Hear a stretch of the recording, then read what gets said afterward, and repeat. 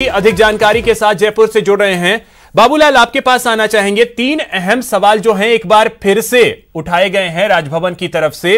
Overall स्थिति अगर हम आपसे समझें तो खींचतान तो ऐसे में राजभवन और सरकार के बीच और ज्यादा बढ़ती जाएगी। बिल्कुल कोई रुख में बदलाव नहीं है राज्यपाल के, और जिस तरह के वो क्वेश्चन रेज कर रहे थे ठीक उसी तरह से उन्होंने फिर से जो है सरकार को फाइल लौटा दी है और कहा है कि जब तक सोशल डिस्टेंसिंग, कोरोना का माहौल है, ऐसे में कैसे सत्र आहूत किया जा सकता है।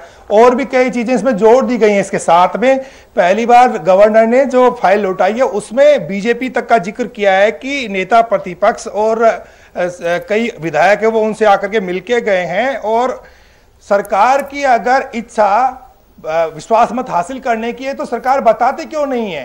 अगर सत्र को आहूत करने के लिए सरकार को लगता है कि वो विश्वास मत हासिल करने जा रही तो वो उन्हें बताना पड़ेगा ये कारण। तो इसको लेकर के भी गवर्नर ने आपत्ति करी है कि आप ये चीजें बता क्यों नहीं देते कि आखिर आपको शॉर्ट नोटिस पर सत्र क्यों बुलाने की जरूरत आ पड़ी है। तो कुल मिलाकर के राजस्थान की सरकार यानी कि गहलोत सरकार और राजभवन के बीच में टकराव और बढ़ेगा। हो सकता है मुख्यमंत्री अशोक गहलोत अब राष्ट्रपति का रुख करें और राज्यपाल की वहां जाके शिकायत करें कि एक चुनी हुई सरकार को राज्यपाल हटाने की कोशिश कर रहे हैं, उसे परेशानी में डालने की कोशिश कर रहे हैं, और वो एक तरह से दिल्ली के इशारे पर, केंद्र की सरकार के इशारे पर काम कर रहे हैं। तो टकराव बढ़ रहा है और अब शायद गुंजाइश बहुत कम है कि सरकार जिस तरह के जवाब अब देती आई है शायद कोई जवाब दिया जाएगा। उससे पहले आज जो पार्टी के विधायकों के साथ में मुख्यमंत्री अशोक गहलोत की बैठक होने वाली, हो सकता है दिल्ली जाने का फैसला कर लिया जाए। क्यों नहीं कि राष्ट्रपति के सामने परेड करा दी जाए और बता दिया जाए कि हमारे पास में स्पष्ट बहुमत है और राज्य सरकार जो चाहती है कि विधानसभा का सत्र बुलाया जाए, तो राज्यपाल आनाकानी क्यों कर रहे हैं। आखिर राज्यपाल को हर हाल में कैबिनेट के फैसले को मानना होता है। 3 बार वो फाइल लौटा चुके हैं, तो आखिर उनकी मंशा ठीक नहीं है और संवैधानिक संकट प्रदेश में खड़ा हो गया जब गवर्नर मुख्यमंत्री का, उनकी कैबिनेट का कहा हुआ मान नहीं रहे।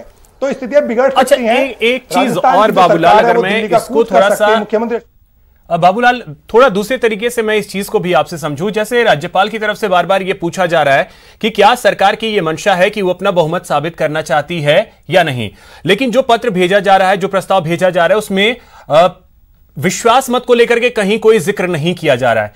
क्या अब कांग्रेस भी यह चाहती है कि जो ये खींचतान है इसका थोड़ा और फैलाव हो और ये राजस्थान से निकल करके दिल्ली और पूरे देश में चीजें फैले?